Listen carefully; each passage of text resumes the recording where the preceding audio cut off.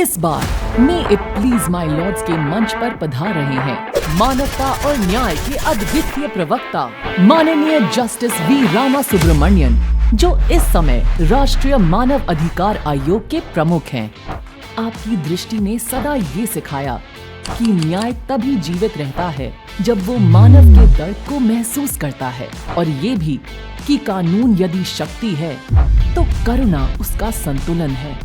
संवैधानिक न्याय और मानवीय करुणा दोनों के संगम में आपने भारतीय न्याय व्यवस्था को एक मानवीय चेहरा प्रदान किया।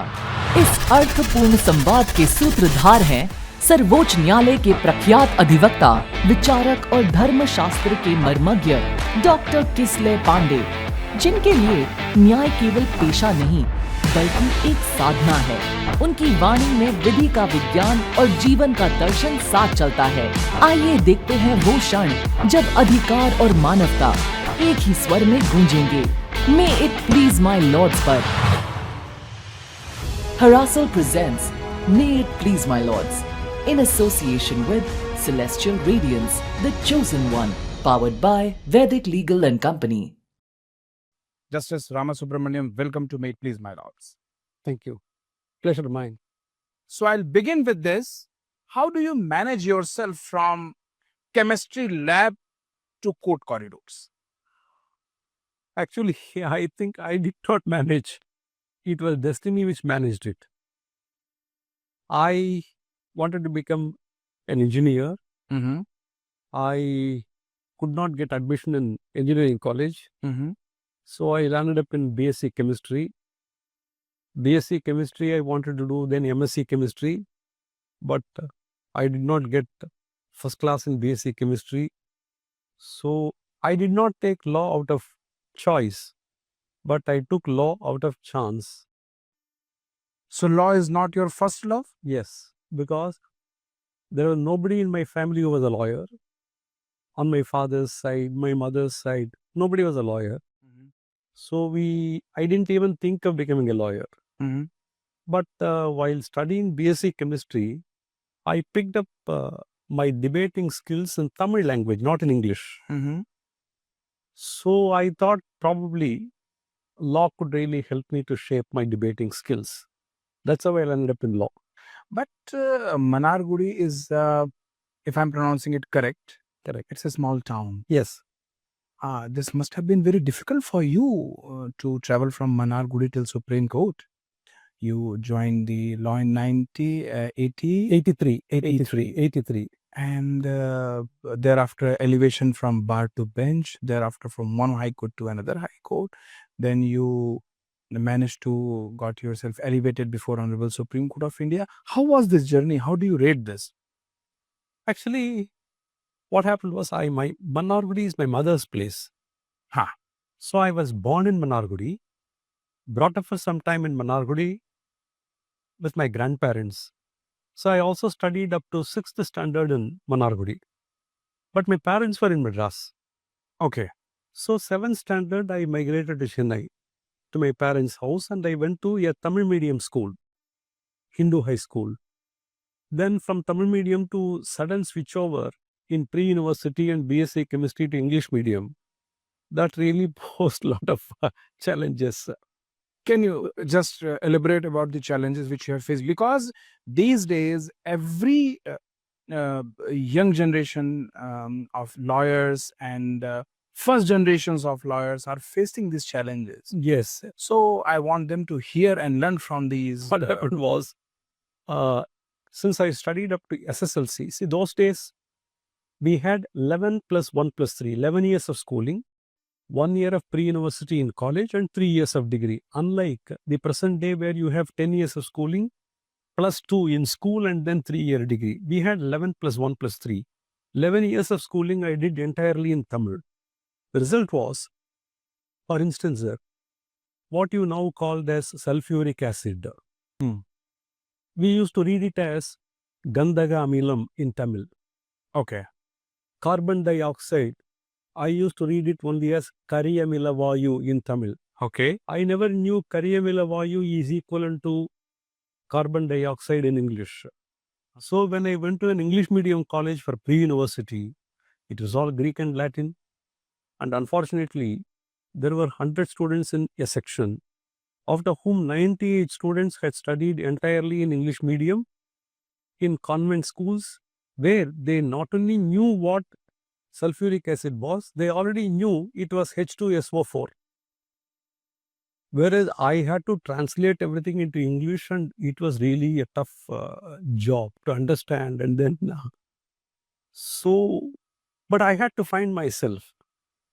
So when suddenly I saw some Tamil debating competition, out of 100 students, I was the only one who knew how to read and write Tamil. Therefore, I could naturally excel. So I always tell youngsters that find out that ability in you, which will distinguish you from the other people. Correct. In a crowd. So I found myself. I found, that there was another area where I could excel. So then I pursued BSc chemistry. Towards the end of the 3-year course, I found that was not my cup of tea. By then, I had developed my debating skills. So I thought, enough of chemistry. My chemistry with chemistry did not work out well. Okay. Usually for the small town lawyers, the big courts are a bit intimidating for them. How do you see the system these days? Do you think they are still intimidating for small town lawyers and young generation lawyers? It is still intimidating, but there is a small difference. In those days, we were not even aware of the fact that it was intimidating. We looked at it with a lot of awe and wonder. When I stepped into the High Court, joined the senior's office and stepped into the High Court, what struck me was the awe and wonder of the court. So it filled me with a lot of pleasure. But at the same time, to stand up in the court and argue in English was a huge challenge, because when I became a lawyer, I had to keep a dictionary to verify whether what I am writing is perfectly in tune with English grammar. You were that much cautious. That's because I can always think only in my mother tongue. I can't think in English. So whatever I think, I have to translate. My brain has to do 2 jobs at the same time. It has to think and then translate. Correct. We did not have the advantage of this Google translation those days. So we had to... Things were very difficult during those days. Hard. Now Google is there, AI is there. But then I think we were at an advantageous position, because if you struggle, the amount of knowledge and experience that you assimilate into your DNA is far greater. Because today, for instance, after the advent of all this, you have a lot of information on your table. But what is the percentage of that information that you assimilate into your system? Correct. What goes into your blood and DNA is very less. So on the question of intimidation, yes, we were intimidated. I felt intimidated, but then that intimidation was with a sense of awe and wonder. So the transformation was facilitated in a very, smooth way. This ignites one question again. These days, the law students or newcomers in law focus more on presentation than principles. Correct. What is your take on this? I've been advising young lawyers that you focus on your language, you focus on your presentation, and especially lawyers in cities like Delhi, they focus also on aggression. So the focus is more on form than on substance. Correct. Whereas we had people 30 years ago, great lawyers, they focused more on substance. Therefore, in one sentence, they can give you the essence of the entire case. Absolutely. Absolutely. Today, you become verbose because you want to showcase your talent. But if your top floor is empty, what will you showcase? Do you think that aggression has any place in legal practice? Sometimes we can see top-notch lawyers or some young lawyers, they get hyper very easily in the court. A lot of aggression. That is because today, unfortunately, lawyers are forced to perform not only for the judges, but also for their clients. For the clients. So they think they will receive, whether they receive a favorable judgment or not, they will receive appreciation from their clients. Well argued. But don't you think that mostly aggression will not help the case, and it pollutes the atmosphere of the court, pollutes the mindset of the judge?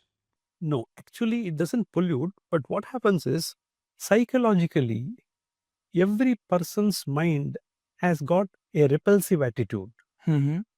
Therefore, if you force something upon somebody, the immediate reaction is to repulse. Judges are no exception to this. Correct. Even if you make out a very good point, if you are very aggressive, Mm-hmm. that repulsive attitude comes to the fore. You are raising a very good point, and young lawyers will learn from this. Therefore, I always tell lawyers that the real advocacy lies in igniting the mind of the judge to a new point, sorry to say, to give credit to the judge, Okay. as though he has invented it, so that you win your case. Very correct.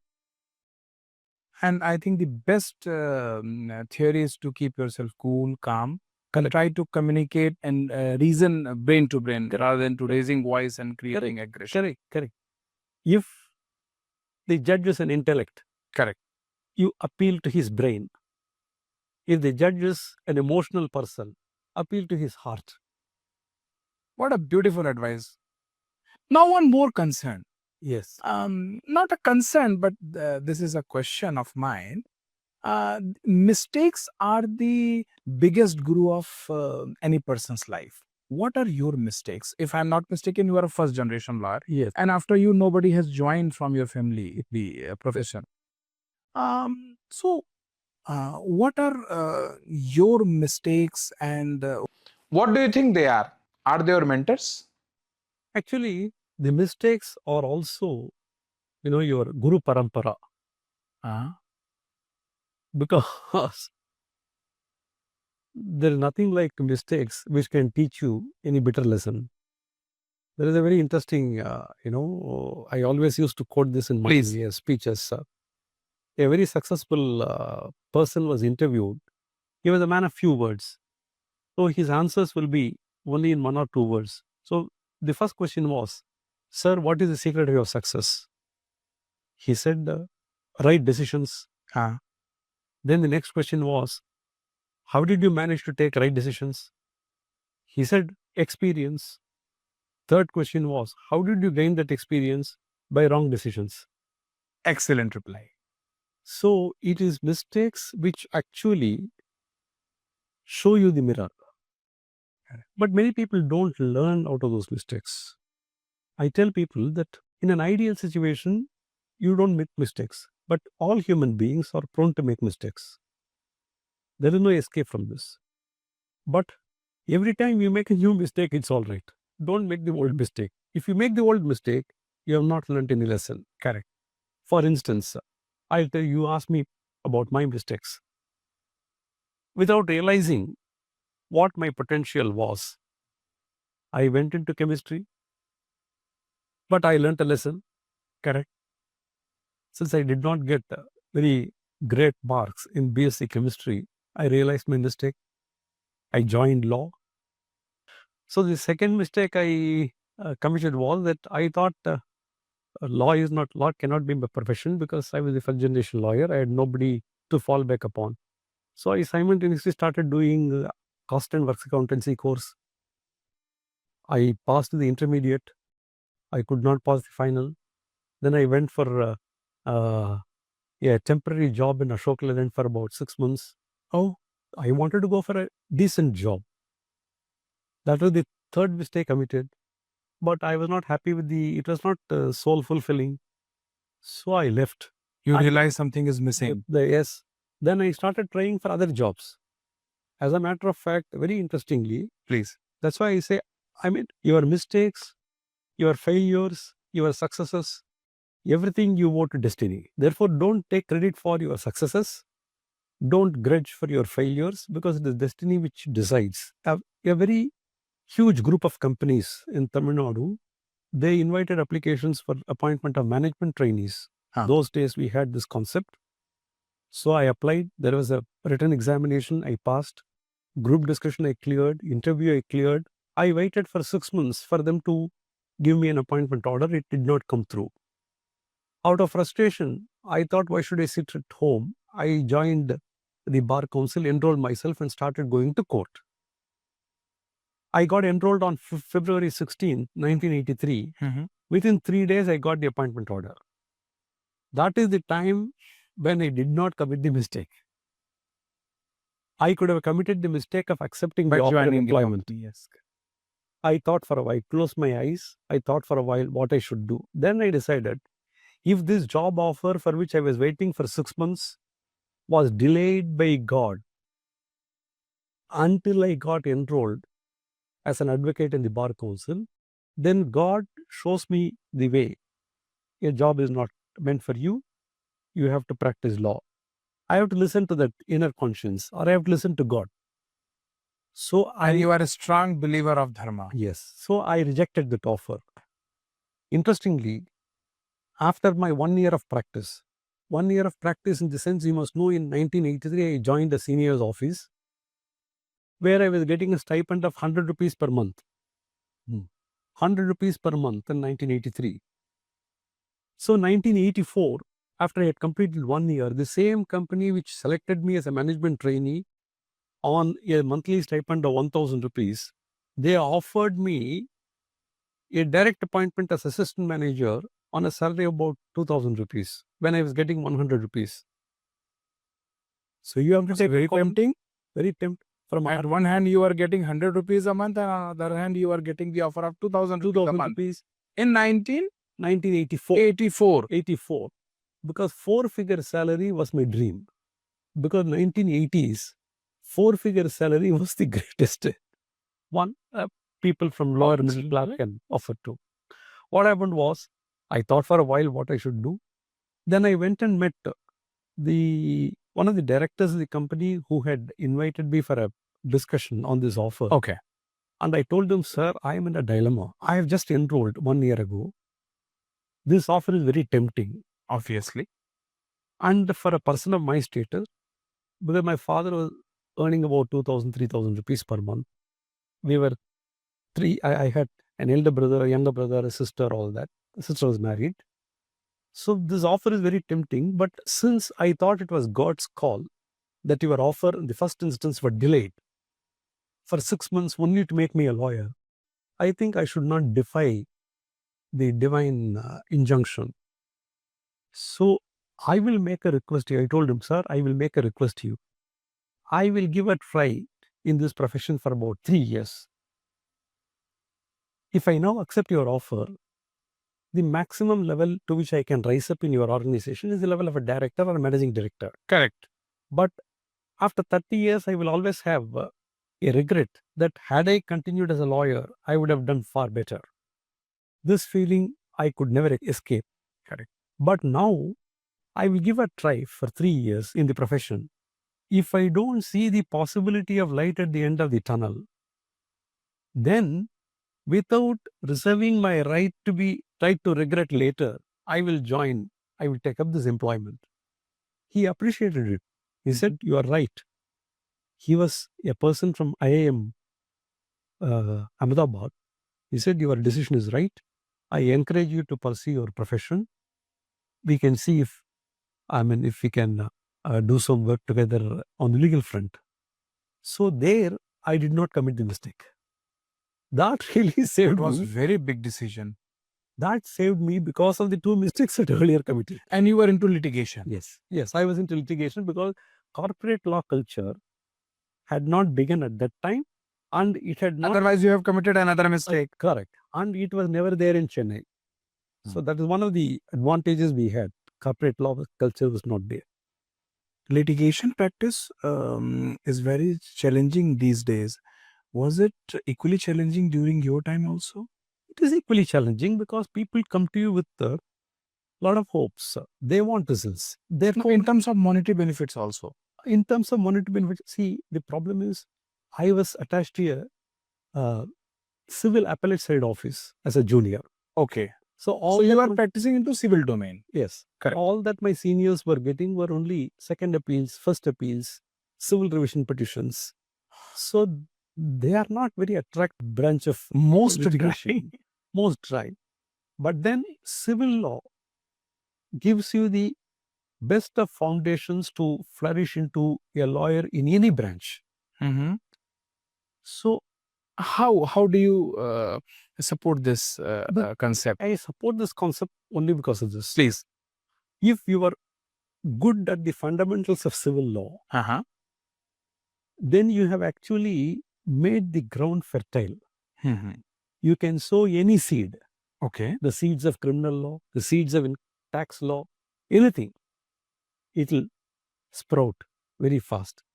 The foundation in civil law is like preparing the earth, nourishing the earth. So that really gave a wonderful monetary benefit will be very less. Into civil law. Yes. But you had tried your best. And how did you manage the next set of your journey, your evolution from bar to bench? What happened was 1983, I got enrolled. I was there with a senior for, two senior lawyers who were in partnership for about 4 years, nearly 4 years.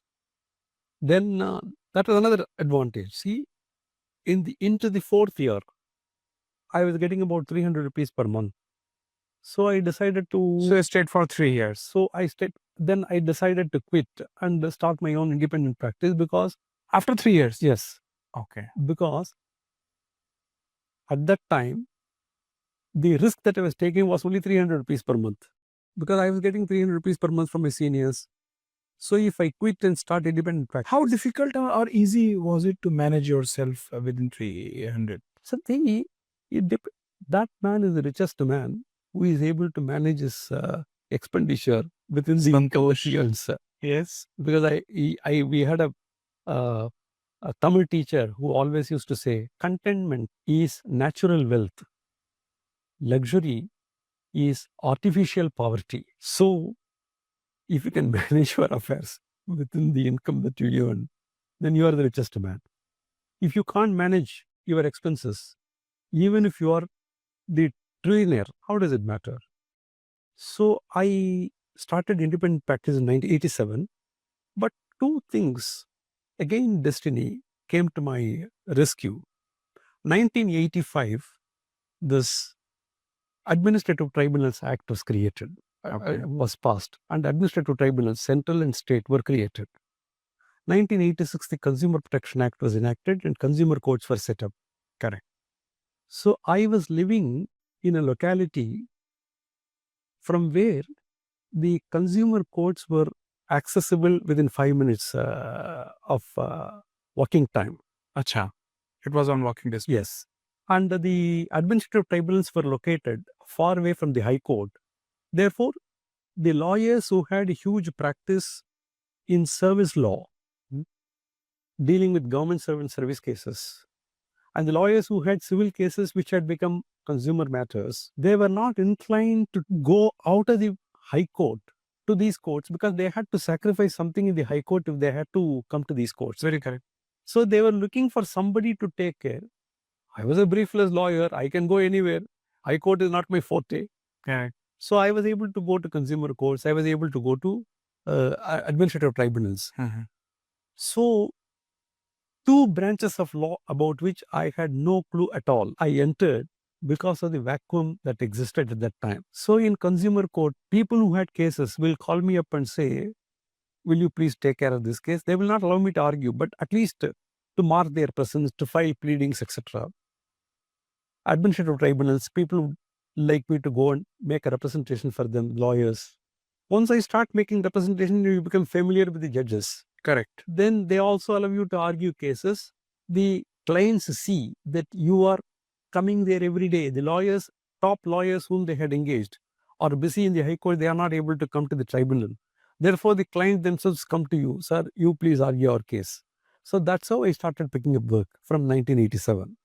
It means you had good reputation in High Court and you had networking also in High Court with good lawyers. Yeah. Not a network. The senior lawyers in the Madras High Court had no other alternative except to look for some youngsters who can go to these courts. And you were popular? I became popular by the time. because one thing I'd always follow was, if ever any senior sent me Mhm. just to make a representation, I will never even talk to the client whom they had.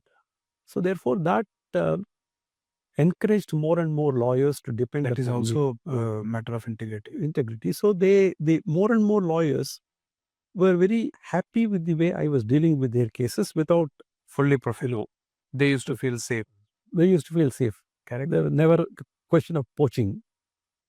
That is growing concern these days. The young lawyers, just to take shortcuts, they try to poach the clients, and thereafter they are not able to manage, and they end up earning bad name. Correct. So that Integrity is, in fact, I have rejected that is a threat to their career. threat to their career. In fact, I have experienced myself. I'm not here to advise people. I don't believe in giving advice. I'm just speaking what I have gone through, and if there are lessons, it's okay. Actually, the number of cases which I had accepted and filed, and the number of cases which I had rejected, saying it's a bad case, don't try your luck in court, almost it will be equal. So, a lot of people whose cases I said, don't waste your money, you will not succeed in court. They had gone to other lawyers, failed, and they had come back to me for the next case. So that is one thing. And Honestly paid. and those litigants, some of them, very wonderful people who accepted what I said and then settled matters long time ago on the ground because of my advice not to litigate. They even now get in touch with me after my retirement. That is the reputation which you have built. Because if the client is convinced that you will only say what is good for them, it may be difficult for them to accept it at that time. But not is established. But in retrospect, they always realize. Correct. You gave them the right advice. Correct. If a young lawyer comes to you and asks that, what works more, truth or networking? How do you respond to that? I would definitely say truth works. Hmm. Networking may give temporary gains. See, a lot of people make a lot of money within no time and then they disappear. Whether you would like to stay for a longer time, remembered by people, good people, for a longer duration of time, or you just want to make quick money and disappear. This is the choice. If you rely upon truth, success will come at snail's pace, but it will stay with you. If you make quick gains, it will never stay with you. And your name will stay forever, no matter. Not only that, your character goes. Once your character goes, this money which you made quickly will also go through the same way. It will never stay with you. Tell me about the elevation part of your journey. That must be very tempting. Yes, actually what happened was in 2005, Justice 𝒂𝒔𝒆 came to Madras High Court as Chief Justice. His J1, senior most judge of the Madras High Court, was one Justice 𝑳𝒐𝒓𝒅𝒔. Okay. Justice 𝒓𝒅𝒔 later became the Chief Justice of Jharkhand High Court.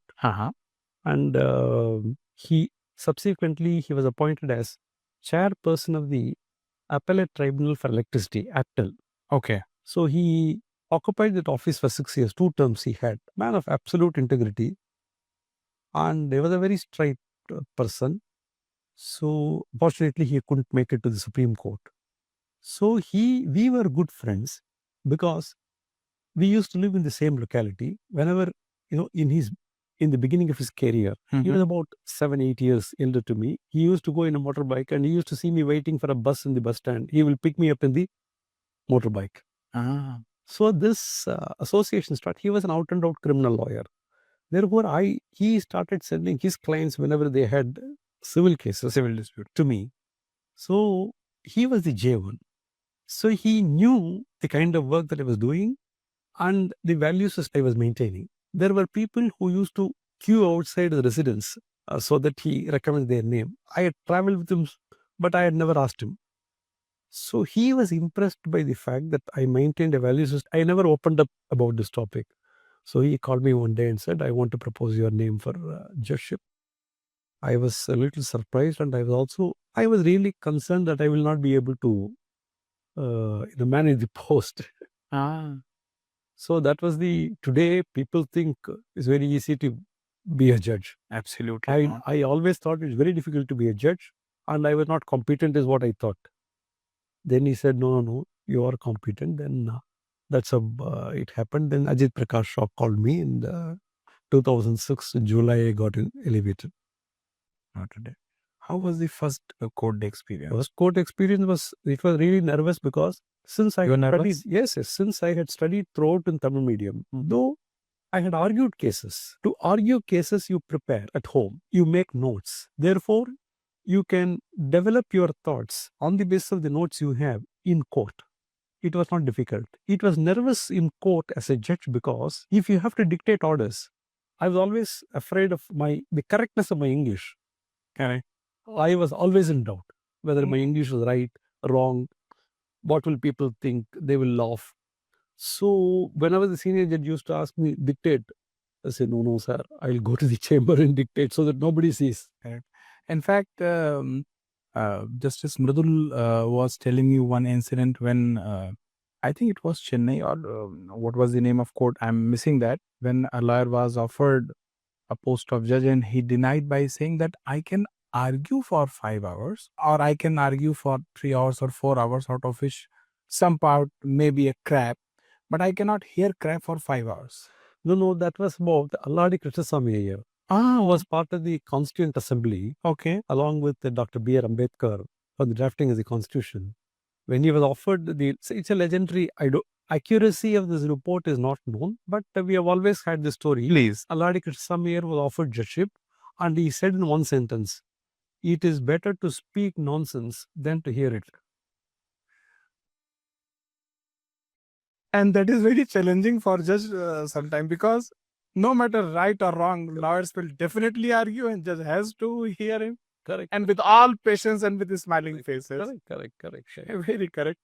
So thereafter, okay, so this was the first day when you were nervous, and how you managed thereafter? How I managed was that I made it a point always to maintain my cool on the bench, because after all, a lawyer is presenting his case. He may be right, he may be wrong, and nobody knows the truth. I always had two principles. One, listen to them patiently. Number two, don't have any pretension that you are going to render justice, because justice is according to me, is a very big concept. A judge is called upon to decide disputes, though we call it dispensing justice. Justice is a much bigger term.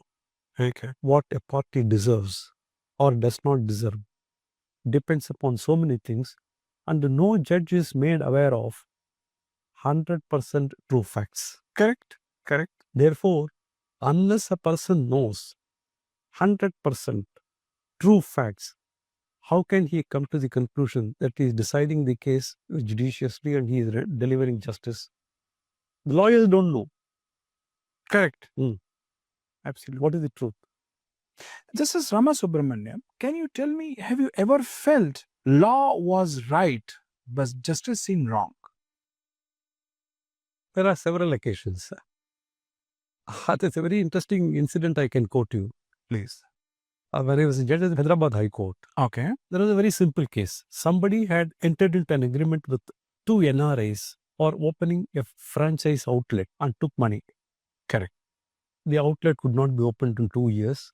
So the NRIs wanted their money back. This industry will not pay. So it was a simple suit for money. When the case came up, a first appeal came up, the lawyer appearing for the industry said the judgment of the trial court was completely wrong. Then I said, see, the matter is very simple. These two plaintiffs, NRIs, have paid you money for getting franchise and opening two outlets. It never happened. Why do you want to retain somebody's money? If you are prepared to pay the money, let me consider whether you should pay interest or not. Then this lawyer said, he went on a high moral and said, my lord, if in law my client is obliged to pay, he will pay the money with interest. I don't want any concession. In law, he is not obliged to pay. Then I said, all right, you argue the matter. He argued. I dismissed his appeal, confirming the judgment of the trial court with interest at 18% per annum, directing him to pay money. After I pronounced the judgment, I told the lawyer, Mr. So-and-so, you must know one thing. You said I offered you don't retain somebody's money. Matter is very simple. I said the first time I regretted for having studied law and for being forced to follow a procedure by law is in this case. If I was sitting underneath a tree doing a panchayat of those days, I would have on the first day said, don't take away somebody's money, give it back. It is sin, I could have said. But in the legal system, I can't say that.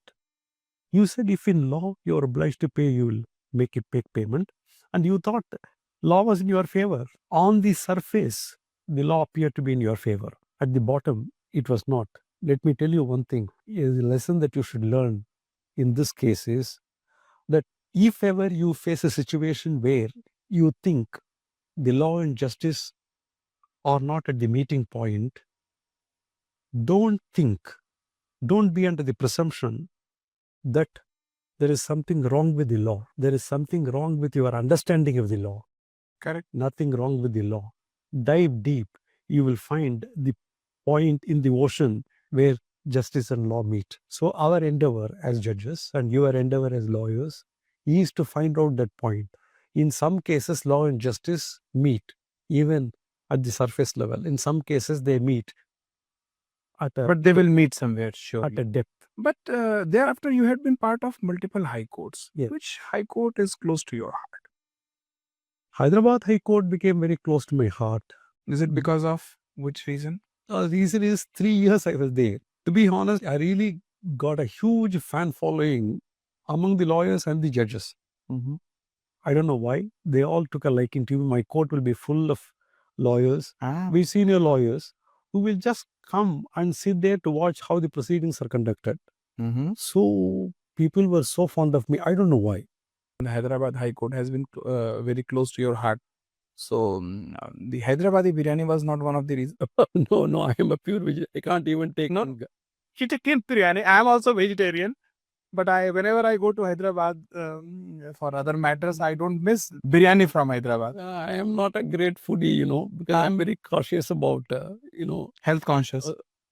I mean, generally I tend to avoid going to doctors and I tend to avoid all possible causes which drive you to a doctor. Which can take you to the doctor. Food is one area where one has to be always. The control of the tongue, whether on the front of speaking or on the front of eating, matters a lot. If you control your tongue with regard to eating, you maintain your physical health. If you control your tongue with regard to speaking, you maintain your mental health. Very correct. You can avoid a lot of troubles by holding your tongue. Yes, very correct. And what about the journey from High Court to Supreme Court? See, in Hyderabad, I was there for 3 years. I was to have, in 2016, April, I landed up in Hyderabad High Court. 2014, the combined state of Andhra Pradesh had already been bifurcated into Andhra Pradesh and Telangana. But they were waiting for a high court to be set up in Andhra Pradesh. Andhra Pradesh High Court was set up only on 1st January 2019. Okay. So there were talks of me being sent as the first Chief Justice of the High Court of Andhra Pradesh. But for various reasons, it did not happen. Therefore, I continued Hyderabad. After the new High Court for the state of Telangana was formed on 1st January 2019. Correct. And I was already overdue for elevation to a High Court as Chief Justice. It happened in June 2019. I went to Himachal Pradesh as Chief Justice. Acha. Yes. On June 22nd, 2019, I took oath as Chief Justice of Himachal Pradesh. Very interesting. When I took oath as Chief Justice of Himachal Pradesh, the Supreme Court was full. There were only 31 vacancies, 31 posts of judges. So all 31 were filled up. So in June 2019, I had no chance of coming to Supreme Court. But 3 additional posts were created. Okay. So the strength was increased to 34. It is in one of those 3 posts which I landed up in Supreme Court within 3 months of my Himachal Pradesh High Court. Yes. Okay. So if something is to happen, even if the court is of full strength, it will happen because the destiny creates avenues. If it is not destined to happen, even if there are 100 vacancies, you will never make it. Before I come to your Supreme Court episode, one thing, this is my personal question to you. I mean, how does a judge manage once he's transferred from one high court to another, because there is a cultural difference, practice difference? How do they adapt? How do they manage to conceive the change in the systems? In fact, my transfer to Hyderabad happened at my own request. Okay, I became a judge of the Madras High Court in 2006. correct. Up to 2016, I was there. 2016, I suddenly decided for various reasons to opt out of my High Court. So I gave 3 options. I sent a letter to the Chief Justice of India requesting for a transfer either to Hyderabad or to Karnataka or to Kerala, because I never thought there would be some difficulty in working in another court. Language, except language, I don't think the culture of litigation is uniform throughout the country. People who have weak cases, they want adjournments. People who have strong cases, they want results the next day. This is the culture. The lawyers have a uniform culture, judges have a uniform culture, courts have a uniform culture. The only difference is the language. But I always encourage younger judges to go out of their parent high court for 2-3 reasons. Reason number 1, you are always welcome more in another high court than in your own parent high court, because familiarity breeds contempt. Every judge who went out of his parent high court became a celebrity in the transferred high court. Yeah, Invariably, depending upon his personality also. correct. Otherwise, as a general rule, every judge who went out of his parent high court became a celebrity in the transferred high court. This is for the reason that people look at you as a person without an agenda. You are an outsider. Correct. You don't have any local interests. So your neutrality, a presumption of neutrality arises. Correct. Of course, it's a rebuttable presumption. Always with exceptions. Correct. That is. Second thing, there are certain things to which you don't know when you are confined to a well. It is like you are a frog in the well. If you practice in a court, become a judge of the court, you are a frog in the well. But when you go out of your high court, you get out of that well and you go to a pond. You go to a lake, more knowledge, more experience. For instance, I will tell you, Please. till I was in the Madras High Court is one of the 3 chartered high courts. I had never known, I was always under the impression that there can be no reservation on the basis of domiciliary status of a person until I went to Hyderabad. Correct. Hyderabad, we have Article 371D of the Constitution where President can issue orders providing for reservation depending upon the domiciliary status. There were, because the Andhra and Telangana had a long history. 1969, an agitation started saying that the combined state of Andhra Pradesh should be bifurcated. The regions which are most backward, which are called Telangana, should be separately formed into a state. Okay. But since the entire population spoke only one mother tongue, bifurcation was not agreed to. But as a concession in 1972, under the 6-point formula, Article 371D was introduced, and then this providing for reservation for people in education institutions and in employment, depending upon the place of their stay. So, my eyes were opened to a wholly new concept. So, when you go from place to place, within the diversity of this country can be realized only when you go and work in different places. Correct. So, I always tell people, opt out of your court. Don't be a frog in the well. Correct. Even otherwise, in this profession, every day is a new learning. And after going to new court, obviously, new exposure, new learning, new experience. Correct. Right. So now I come to your Supreme Court journey. Yeah. How do you see the Supreme Court journey? What was your first experience? Supreme Court journey was wonderful because by fortuitous circumstances, I was made to sit with Justice Rohinton Nariman. I would rate Justice Rohinton Nariman as one of the best brains I have ever seen in my life. He is in a different orbit. So I was actually afraid of even talking to him because I always thought that the intellectual gap between him and me was so wide. But the man took so much, affection for me. So it was a pleasure sitting with him for about 9 months. So we really enjoyed each other's company. So that gave me a lot of confidence. In fact, in 2-3 cases, generally a man with very strong views. So the colleagues on the bench will be Correct. really afraid of telling him. But I used to very freely, and I have made him change his views in 2-3 cases. And once I made him change his views, he allowed me to write those judgments. In fact, a judgment on this cryptocurrency, it's a very important judgment. Please. Generally, he would have liked to author the judgment. He gave it to me to write the judgment. So that was very good. Then after him, I had the opportunity to sit with Chief Justice Bobde, Sharad Arvind Bobde. Yes, please. He gave me a lot of liberties. Virtually, he allowed me to conduct the court.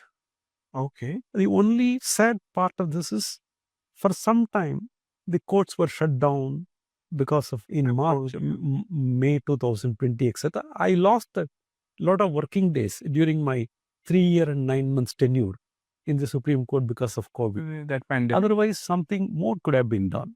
Nice. So, how do you rate your overall experience about Supreme Court?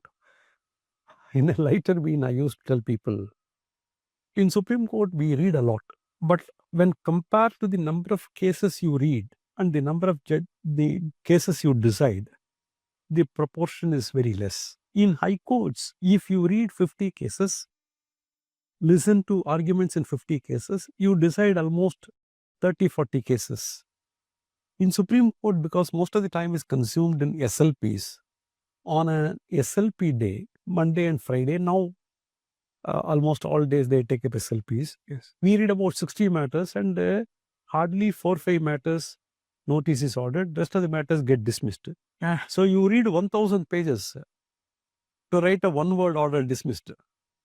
So in a lighter vein, I used to say the consumption is more, digestion is less, output is nil. I can understand. I can relate to that. So, I'm inviting your attention towards the concerns about the collegium system. Yes.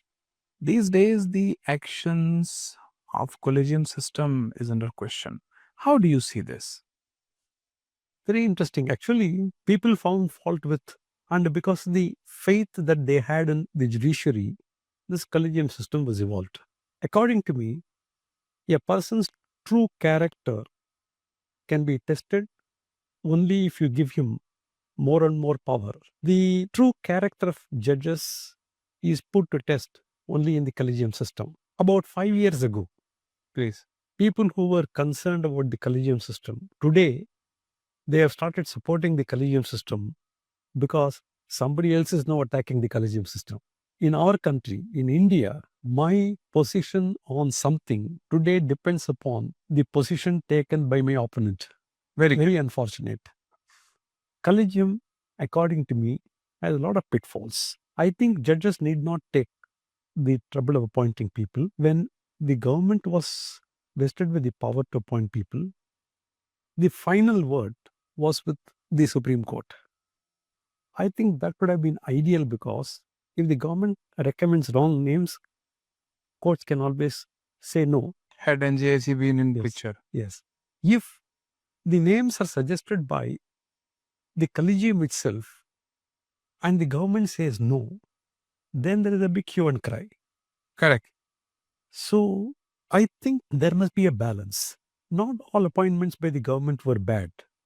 Not all appointments by the collegium system are good. Where do you draw the line? There must be, according to me, a system where both parties have a say. Absolutely. Otherwise, people who want the collegium system to continue as a whole, they attack individual selections. Yes, very correct. We are seeing that.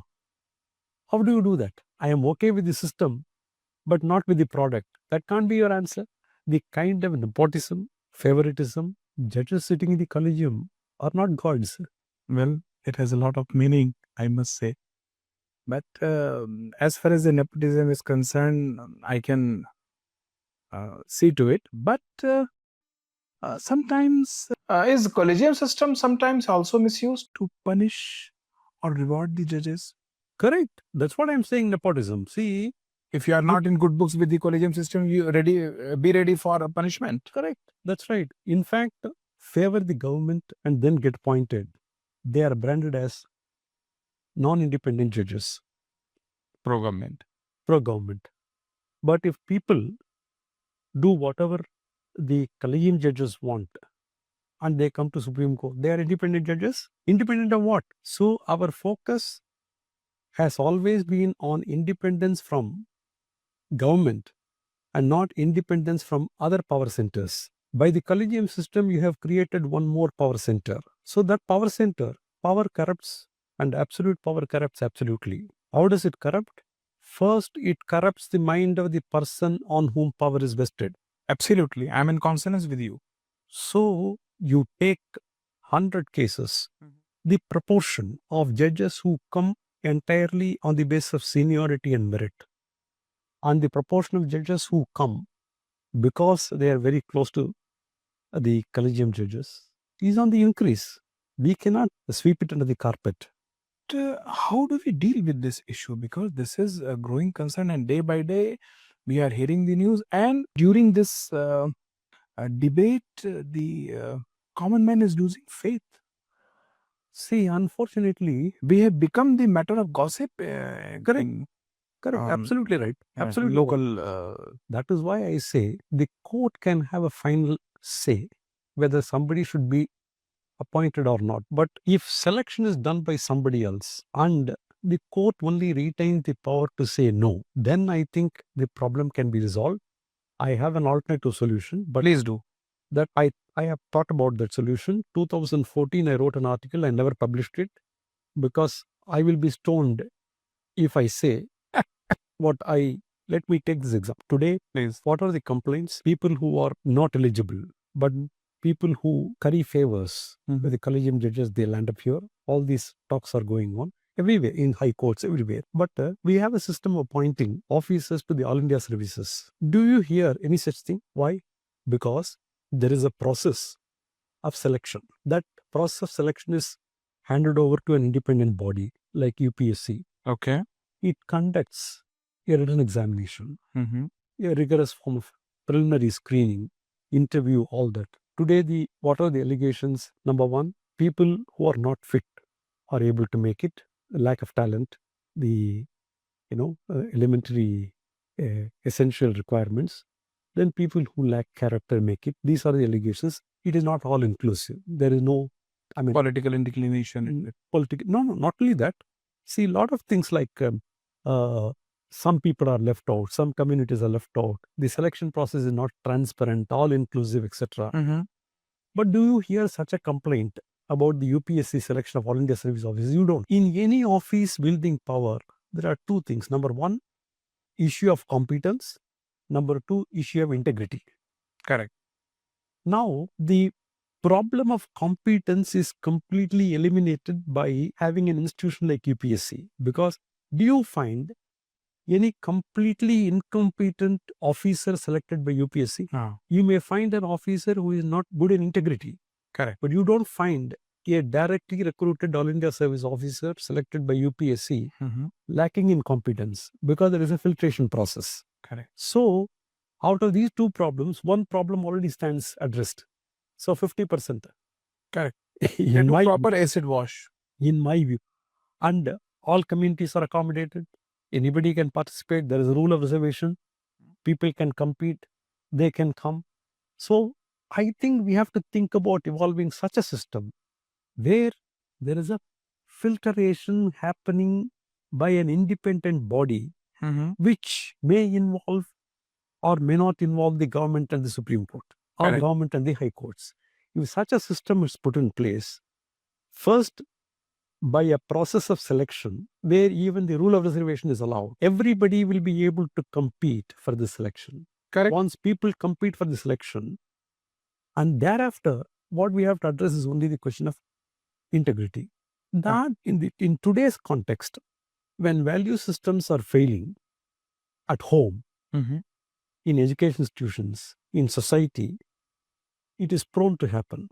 Correct. Therefore, we have to keep on addressing it. Correct. That, I think, will be the solution. This way you have dealt with the appointment issues, transfer posting. What about the charges of corruption? How do we deal with charges of corruption? That is what I'm saying. See, in service, Out of the two issues, namely competence and integrity, problem of competence is straight away addressed by having a foolproof system of selection. Correct. On the question of integrity, they undergo a 2-year training at the academy. And generally what happens is, since they have a 30-year period, I used to say in a very lighter vein, that in the first 1/3 of their career, first decade of their career, 10 years, people work with a missionary zeal. They don't get involved in corruption. Okay. The next 10 years, 11th year to 20th year, they undergo a lot of turmoil. And the last decade, they become corrupt. This is how the metamorphosis. Ignoring corruption is also kind of corruption. Definitely. If you turn a blind eye to corruption, then you're aiding and abetting a corrupt person. So corruption, the problem today is whether a person will become corrupt after becoming a judge or not is a question for which nobody can give you an answer. Because that's why I said, if you want to test a man's true character, you must give him power. A person who does not have any power will be absolutely honest. Right. Because he has no occasion to be corrupt. He has no occasion to have a deviant behavior. That is why, you remember, in schools and colleges, along with the transfer certificates, we only used to have a conduct certificate, not a character certificate. Because character is something which nobody can certify. Now, you will have to select people as judges, select people of very good character as judges. How do you find out the character? Today, even the parents are not able to find out the character of their children. That's the Spouses don't know the character of each other. How will collegium judges know the character of a lawyer? By merely looking at his performance in the court. His own kith and kin. Therefore, it's a trial and error method. But we must have certain checks and balances in the system where they cannot turn corrupt. Correct. I want to ask you whether judges should express their dissent openly more often. Actually, there are traditionally dissents were written only in the form of opinions, separate opinions. In the open court, people never had, and as though they were arguing cases. Now that trend has increased. Dissent is actually good because there are two different viewpoints. But the way you express, that makes all the difference. Correct. See, we had a minister in King 𝑷𝒍𝒆𝒂𝒔's cabinet who was a non-believer, Charvaka. So dissent was not. In fact, when Rama was to go to the forest, he advises Rama, what are you talking? All this is nonsense. Matrudevo, Bhava, Pitrudevo, all this is nonsense. You live your life today. Enjoy. So Rama is surprised. How did my father accommodate you in the cabinet? Correct? Correct. So dissent is actually good, provided it is honest, it comes out of your understanding of the facts and law. Today, every verdict, be it is by Honorable High Court or be it is by Honorable Supreme Court, is again tried at social media. Do you think that judges are under fear of media trial by social media? Not only judges. See, the media has now become so powerful. The moment a crime, which attracts the attention of the public is committed, there is a huge, people start reporting. The electronic media starts saying, we were the first to arrive at the crime spot, as though even the police did not arrive before them. So I always tend to think that the media would love to have an advance intimation about to be committed crime also, so that they can send their crew, record it. See, when every people occupying very sensitive positions are not very sensitive, this is the result. In fact, in one of the interviews which a newspaper had with me, Okay. I told them something which, normally people cannot take it. I said, today, a person's news value depends upon his nuisance value. Very correct. Very correct. So, The more nuisance you create, the more views you will get. therefore, TRP ratings. Media is not concerned about the victims. Media is not concerned about the rights of the accused. Media is concerned about the TRP rating. Correct. If we have such an irresponsible media, then this will be the consequence. It is not only courts, Every institution is coming under pressure because of social media is one thing, mainstream media is another thing. Do you think the mainstream media is overpowered by social media? Definitely, because at least mainstream media, there are identifiable persons. Correct. Take for instance, On social media, every person is a judge, every person is a journalist. it is like this. The print media, it shows more maturity and responsibility. The electronic media shows lesser maturity and lesser responsibility than print media. Social media, no responsibility, no maturity, and no identity. See, the war waged by the print and electronic mainstream media is a conventional war. Correct. The war waged by the social media is a guerrilla war. So, everybody, they don't even, people attack in social media, people attack judgments. I ask them, Attacking judgments and judges both. see, judgments, at least when they attack judges on the basis of the utterances made, one sentence, two sentence. When they attack judgments, they attack judgments without even reading a single line. Correct. So, ignorance, they think, is the best shield for them. Correct. Even once the judgment is pronounced, before the lawyer concerned goes through the judgment, social media gives its verdict. Correct. So that is very unfair. They are not concerned about, see, nobody is concerned about truth. People are concerned about narratives. People are concerned about TRP ratings. People are concerned about how many views you have. Correct. See, it has gone to such a level. I can tell you what happened in Hyderabad when I was there. Please. Not about court, but about what social media is doing. Please. An actor of yesteryears died in a road traffic accident. His body was brought and kept in a private hospital. Nursing attendants took selfies with the dead body and circulated in the social media. This is the extent to which the character of people, the value system have gone down. Just to get views.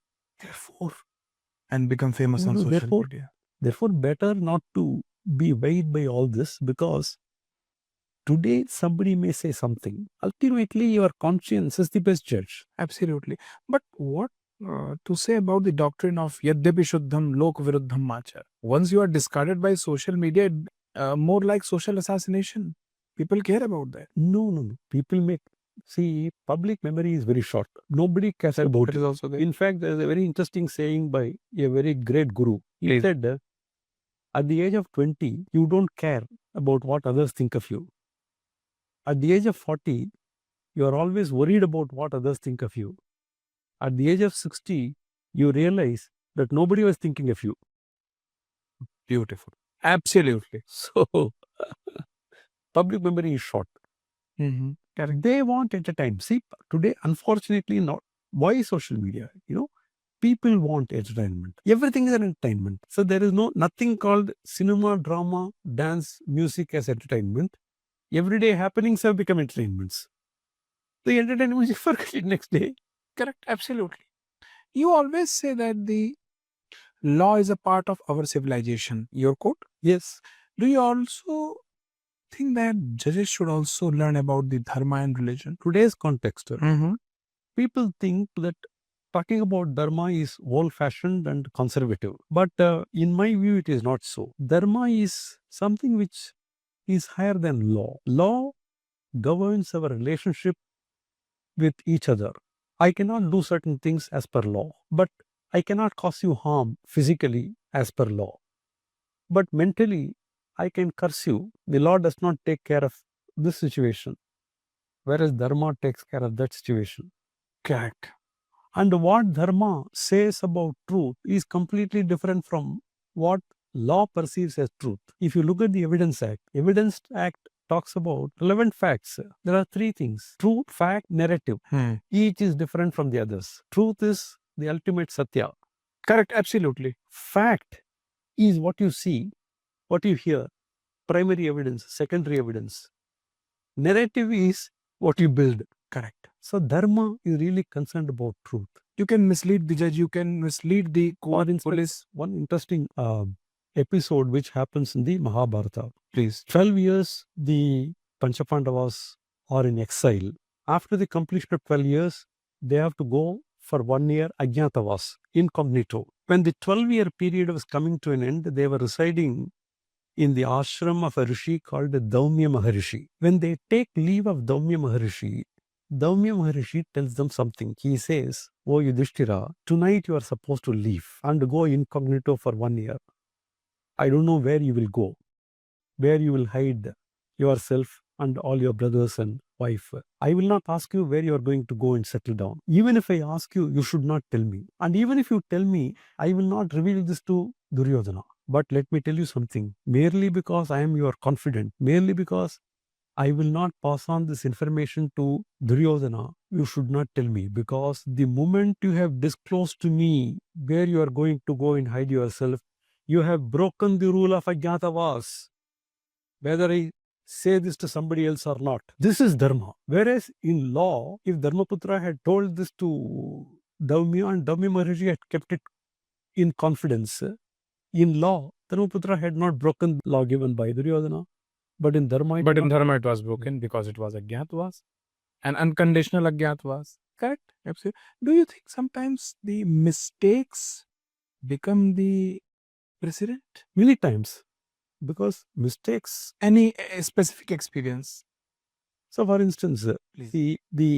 when ADM Jabalpur was Very interesting. that judgment was delivered, that judgment remained in force, though people celebrated H.R. Khanna. That was the law. Correct. Until it was overturned. So we don't know. The problem is, what is a mistake? Something becomes a mistake only when somebody opens your eyes to the mistake. Otherwise, you think it's not a mistake. Don't you think that the justice, the very right of every citizen of this country, is still luxury for poor? That sentence is only partly correct, because I don't agree with that theory fully. There are poor people, who still get justice from courts, who get speedy justice. We have statistics of cases which are pending for a long time, because we are not interested in statistics of cases which were disposed of early. Are we interested in looking at statistics of cases which were disposed of early? No.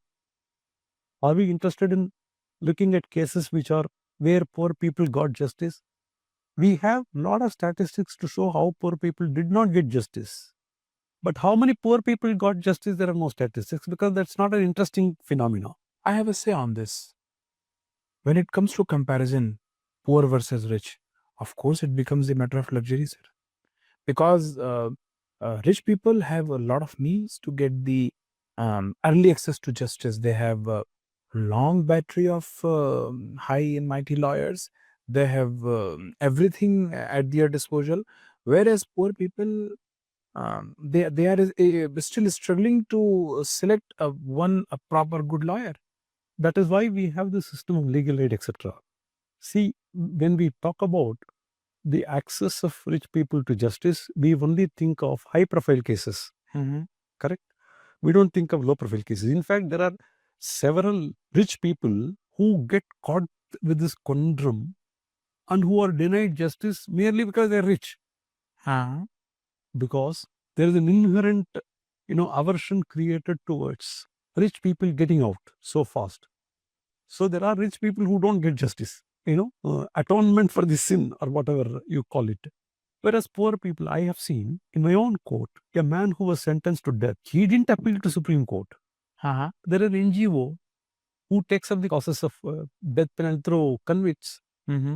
They engage a senior advocate without a penny. He argued, I acquit him. How did he get access to justice? Yet another case where I allow an appeal, he was reconciled to the conviction and sentence for about 14 years life sentence. But I applied the same logic. He didn't appeal. He did not even know, but he got out. Correct. So still access is provided. But these cases do not come to limelight, and no proper study on the number of poor people who get justice. Is there any study on, anybody interested in conducting a study on poor people getting justice? I am not saying everything is rosy. I am just telling you that we can't come up with generalizations. But when a case come up before court, we don't see what is your poor man, rich man, all that. Obviously, I understand that. And but when it comes to, for example, for Supreme Court, the litigants are living in remote areas. Don't you think it becomes difficult for them even to reach to Supreme Court to witness the hearing? Definitely, they can't witness the hearing. In fact, even in And to trial brief court, their lawyer, to refresh their memory about the cases, everything is affected by that. no, but the problem is at the third appellate level, Supreme Court is almost at the third appellate or second appellate Last level. and final door of notice and hope. I'm not talking about that. There is a trial court in which clients will have to brief the lawyers. Correct. Then in the first appellate court, less for the litigants to tell the lawyers. Second appellate court, still less. This is the third appellate court. At the most, it can be the second appellate court. Litigants briefing the lawyers about the facts are settled. You can't bring about a new fact. Is it not? Where is the question of the litigants interacting with lawyers, telling them, etc.? That doesn't arise. The only problem is because they are separated by a distance, they don't even know what is happening. But today, with this virtual hearings, people are able to access them, but that's also only people who have access to internet. Those people can certainly have a clue about what is happening. One more thing which I want to highlight. Mostly people try to get the results by way of shortcut. And for that, sometimes, with all due respect, it is about all the forum. They try to bribe by sometimes 50 rupees or sometimes 100 rupees. Forum may be anything, but they want to get a quick and shortcut solution. So when this society itself becomes corrupt, what is the definition of rule of law in that case? This is the problem. See, today, in fact, I can narrate a very interesting incident which happened when I was a judge for the Madras High Court. I was sitting in Madurai bench. There was a tiff between a lawyer, young lawyer, with clerk who was in the certified copy section. So the lawyer took out a knife and threatened the clerk. All the employees of the High Court came to me and complained. Obviously, I summoned the lawyer. He didn't come. Next day, he came with a band of about 100 lawyers. Then I said, see, you're a lawyer. If that man has committed a mistake, you should have come and complained to me. Then he would be on the defense. Now you took law into your own hands. You took out the knife. Now I am calling upon you to explain your conduct instead of asking him to explain his conduct. This is the difficulty of reactions. Actions, if they invite disproportionate reactions get condemned more than the actions. What you did was wrong. Then some of the lawyers who had come along with him said, sir, there is a very high degree of corruption in the office. You have to set it right. You know what I said? I am sorry, I will not do it. They were shocked. A High Court judge, a senior judge, telling them that he will not address the issue of corruption. I said, my lord, how can you say that? Yes, I am saying it because other people will say they will address. I am telling you the truth, I will not address. They asked me why. I said, I know how to address the issue of corruption, but I will not get your cooperation. Therefore, I will not do it. Obviously. They asked me how. I said, I'll tell you, 1 week I will stop corruption if you all do one thing. All cases will get numbered and listed within 3 days in the order of seniority in which they are filed. All order copies will be issued in the order of seniority in which copy applications are filed. Nobody should come and ask for. Nobody should come and ask for permission to jump the queue. Are you ready? Priority treatment. Then they said, no, there are some cases. I said, see, let me tell you something very frankly. If you go to Tirumala Tirupati temple, you don't want to stand in the general queue. You want to pay more money to jump the queue. You want to pay some money under the table to jump the queue.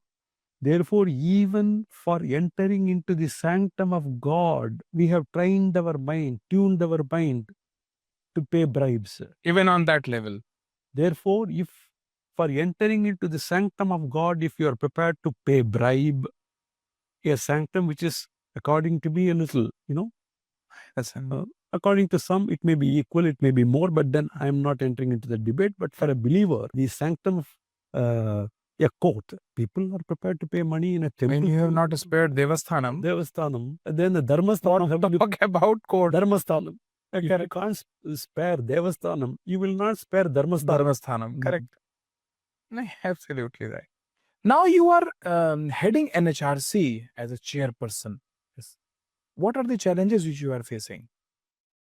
See, the country is so vast and the country is very diverse. This is a country of 1.45 billion population, occupying a landmass of about 2.4% of the Earth's surface. We have people professing and practicing 8 major religions of the world. People are divided by 3,800 castes and communities. We have people speaking 22 official languages and 1,652 other languages and dialects. For instance, as you began, my journey started from Manargudi in Thanjavur district of Tamil Nadu to Delhi. Correct. I have not learned Hindi so far. Not even a bit. Yes, I am an Indian. So India is such a diverse country. The diversity has huge advantages. Definitely, no advantage will come to you without a disadvantage. Correct. Every advantage will have a corresponding disadvantage. Every disadvantage will have a corresponding advantage. Correct. So when people are divided by so much of diversity, viewpoints differ. When viewpoints differ, those days, there used to be only arguments. Then it turned out to be aggression. Now, human rights are violated not necessarily by state actors, but also by non-state actors. Correct. Very correct. Therefore, when non-state actors, for instance, social media can trigger protests. Do you know there is a report called an NGO, Carnegie Endowment for International Peace. They have come up with something called International Protest Tracker. According to them, 160 protests have happened all over the world in the past 12 months. And 3 protests triggered by social media have resulted in the governments of 3 countries being toppled. So non-state actors have assumed today more power than even state actors. Correct. So that is one challenge. How do you address this? Number one. Number two, police, law and public order, according to our constitution, are in the state subject. Therefore, unlike in other countries where there is only one national human rights institution, we have state human rights commissions in every state and the National Human Rights Commission. We exercise concurrent jurisdiction. Therefore, out of respect, if State Human Rights Commission takes cognizance of a matter, before we take cognizance, we take our hands off. Correct. So this parallel, sometimes people don't have faith in one institution, they go to the other, etc. Number one. Another challenge that we face is that when an institution is created, our people have a tendency to look up to that institution for all kinds of evils in society. The kind of petitions we receive, somebody not getting a tap water at home, they want it. This is the grievance which you are getting. Yes, drainage system not working. When I say we are not here to do all that, they say, sir, right to public health is a human right. Why should you not take it up? What is our answer? There are government servants who, when they don't get pension, they come to NHRC. NHRC said pension is a service matter. No. Supreme Court has held that pension is a human right of government servant. Now you deal with that. Now you deal with that. So everything, all grievances of people can be correlated to some human right or the other, and people have started bombarding this institution with a lot of petitions. So weeding out this, that is also a challenge. It's a huge challenge. But there comes another challenge. Sometimes people call NHRC a toothless tiger. How do you propose to manage this challenge? Actually, this statement stems from the fact that Section 18 of the Protection of Human Rights Act uses the word recommend. Ultimately, after an inquiry, National Human Rights Commission or State Human Rights Commission, the orders that they pass are recommendatory in nature. The word used is recommendation. Therefore, people get an impression that these recommendations need not be implemented. Mhm. This was the thinking on the part of some of the judges also in the past. In fact, in the Madras High Court, some judges took the view that the recommendations of NHRC are not binding. Correct. But fortunately, in the year 2002 or so, Mhm. a 3-member bench, a full bench of the Madras High Court held that it is not a toothless tiger. It is not just recommendation. The word recommendation has to be understood as a binding order. Correct. If the government is aggrieved, Correct. they can file a writ petition challenging the order. There are judicial remedies available to the government, Mhm. but nevertheless, they have to be implemented if they don't challenge it. What is your plan to take its road back? See, my plan is actually one more challenge at the international level we are Yes. facing now. Yes, you are working hard on that. Yes, please. The international level, National Human Rights Commission of India has been downgraded to category B status on the ground. The creation of NHRC is not in tune with the Paris Principles of 1993. Correct. But the first allegation is that the appointment of chairperson and other members of the commission Mhm. is not in tune with the Paris Principles. According to Paris Principles, Mhm. anybody who has worked in the field of human rights is entitled to be appointed. There must be an open and transparent process of selection of chairperson members. Advertisement should be issued. A lot of people should apply. And from among them, there must be a transparent process of selection, is what Global Alliance of National Human Rights Institutions say. But the problem is, they don't realize that if anybody who has a tag of being a human rights defender can apply, and there are 1 lakh applications for the post of chairman and members, the government of the day can appoint anybody they want. Yeah. They can fill up these posts Correct. with their own party men, which Paris Principle don't recognize. Hmm. Whereas we know, as a matter of reality, that is the reason why the post of chairperson is reserved always for a retired Supreme Court judge. Because then the pool of talent that you consider for appointment, the government's hands are restricted. Correct. They want the government to have a free hand. Mhm. They want the other NGOs to be involved in the process of selection. It's very easy. Today, all that you have to do is it is not very difficult in our country to create NGOs by the government also. Correct. A ruling party can create a lot of NGOs. If they are involved, they will be on record in tune with Paris Principles. Yes. And then they don't realize this. They don't realize that, number one. Number two, they take objection to the NHRC's investigation division being comprised of police officers. They say police cannot investigate human rights violations of police because they only focus on violations of human rights of common man by the police. Mhm. They don't think of other human rights violations. But even this, that police cannot investigate the violation by police, is a flawed thinking for this reason, that in other countries, police force is a monolithic force. Therefore, there may be a camaraderie. Mhm. But in India, it is not monolithic. We have state police, which do not CBI, correct? Correct. They always treat CBI as the villain. We have paramilitary forces, CRPF, CASF, etc. So the police personnel whom we employ in NHRC are independent. In most of the cases, they give reports adverse to the police officers of states. Mhm. How does that happen? If this police is not independent, how does that happen? Correct. So it's all, see, the people's mind here in India are compartmentalized. Correct. They don't represent that force. I have had officers who have Recently, we had 2 cases where Mhm. minor girls were kidnapped for trafficking. Local police did not take action.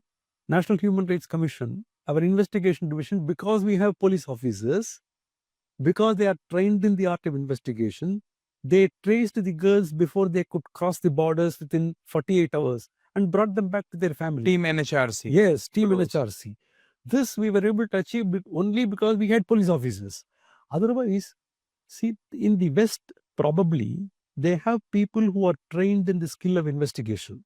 Here in India, other than the police force, we don't have people who are trained in the art of investigation, trained in the skills of investigation.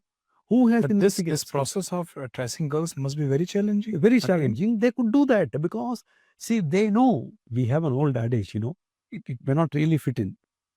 If you want to catch a thief, you must employ another thief. I'm not saying this as a. They have So- their own methodology on They understand the functioning of criminals. that much better.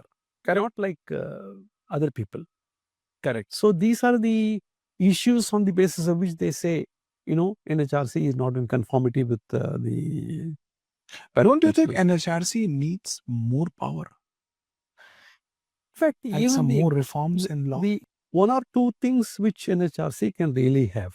Okay. For instance, there can be an amendment to the statute where Mhm. if the orders are not, if the recommendations are not complied with, there must be some kind of a prosecution for non-compliance, Very correct.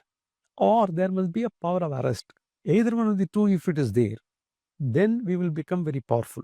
That will enhance the executability and enforceability of the orders of the commission or the state commissions. Second is, we have financial autonomy and we get funds, but then we have absolute control over how we utilize our funds. We are not answerable to the government. There are areas where we do a lot of good work. Disability rights. We held a conference on transgender rights about a month ago. Mhm. People look up to this institution for various things, child rights, women's rights. So unfortunately, in the public mind, perception, human rights means any violation of human rights by the police in the police station. It is not Correct. so. Mostly. That is not the only area. Poverty alleviation. I mean, we work on different fields.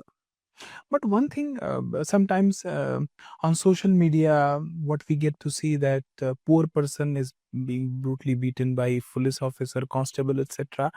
How do you deal with this? Do you have any method to Yeah. take suo motu cognizance Yes, of yes, such yes, kind yeah. of? There are two things I will tell you.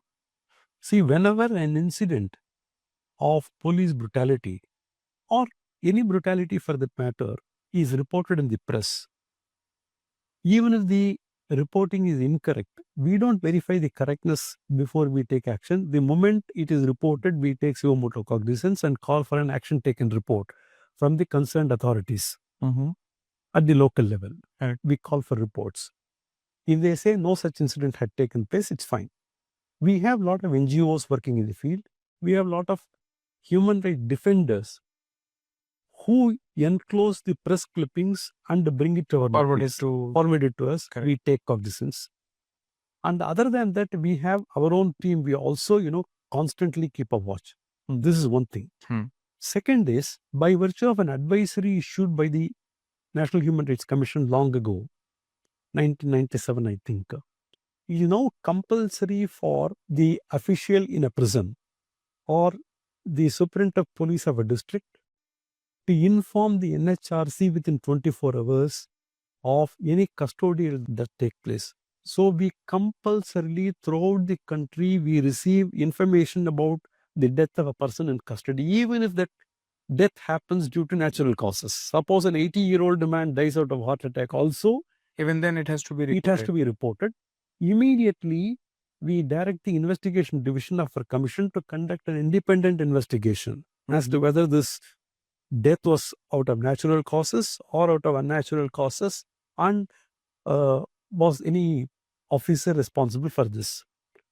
So this is how we take, to a large extent, the suo motu power and human rights defenders bringing to our notice the violations is playing a major role. Other than this, we have special rapporteurs and the special monitors who also report on violations of human rights at the local level to the NHRC, on the basis of which we take action. Correct. Correct. And common men, all that is required is they can file a complaint online. No, I'm coming on this. Tell me a simplest way how illiterate or a poor person can approach NHRC if he is a victim of police brutality or police atrocity. Please. There are three things he can do. One, he can make somebody write a complaint online to NHRC. Correct. Immediately we take action.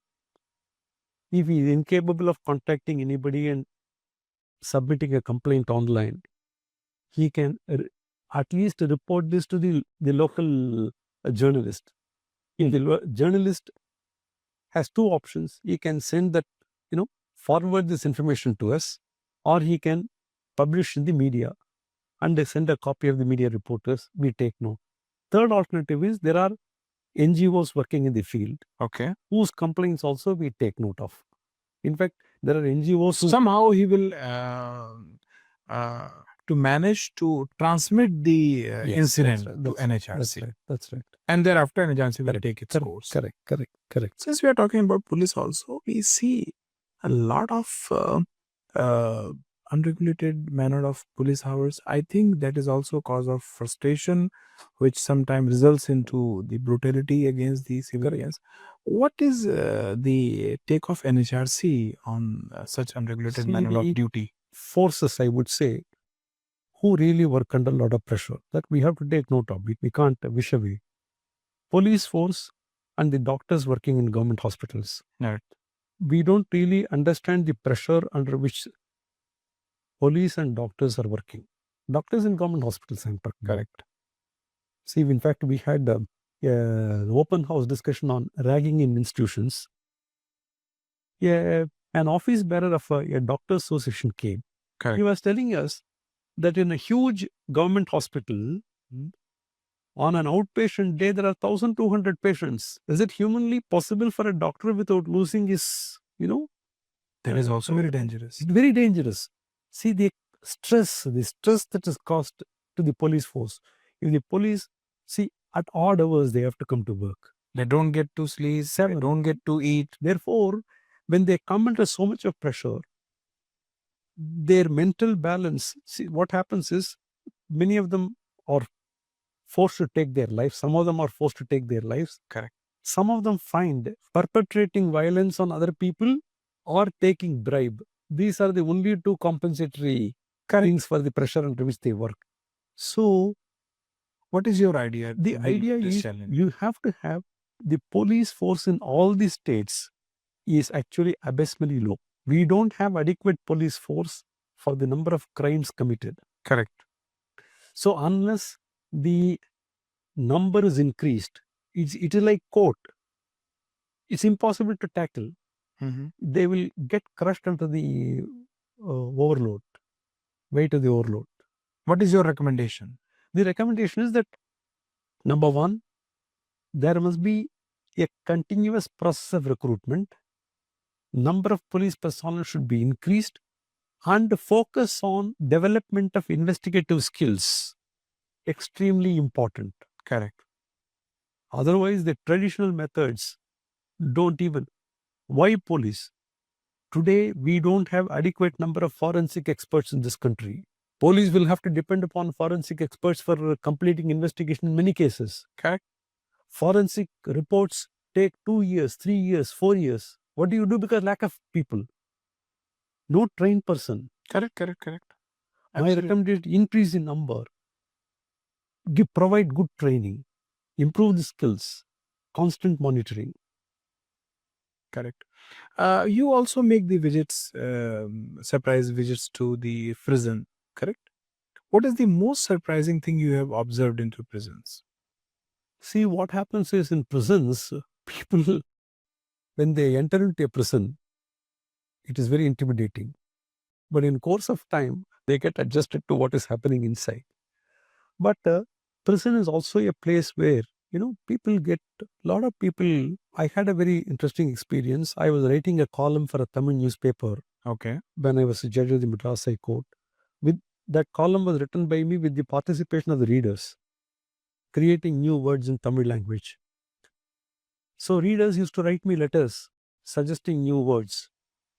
One day I had a letter written by a person who was in a jail. So I wrote about that person without knowing who he was. And I had an occasion to visit one sub-jail for unveiling the statue of 𝒍𝒆𝒂𝒔 created by a jail inmate. At that time, one person came and suddenly fell at my feet, and I said, "What are you doing?" He said, "Sir, I was the one who wrote a letter to you." Wow. Then I asked him, "Who are you?" He said, "Sir, I am a life convict. I have been sentenced to life for murdering my wife," he said. Then when all the articles written by me were compiled in the form of a book and they were released, I got that life convict released on parole for one day. I made him sit on the dais with me, and he received the first copy of my book Wow. from the Vice Chancellor of the Tamil University. Great. So when he was called upon to speak, I just mentioned his name in the invitation card without describing who he was. So he went to the podium and said, "I have not been properly introduced to you. I am a person serving life imprisonment in the jail." So that was very moving. That was. But what opened my eyes was that he came and told me later on that, "Sir, I did not murder my wife. It was a love marriage. The parents of both of us were opposed to the marriage. She used to get angry very often. So in a fit of anger, one day when we had a fight, she took her life and I was fixed." And he said something very interesting. He said, "Sir, the evidence was against me, though I had not committed the murder. Therefore, I have no grudge against court," he said. So I was surprised. A man not entertaining a grudge against the court, despite the court convicting him for an offense which he did not commit. Correct. But he was able to reconcile himself to the fact that the evidence was against him, therefore the court convicted him. Correct. So you have human beings everywhere in jail. You have human beings inside jail. Correct. You have bees outside the jail.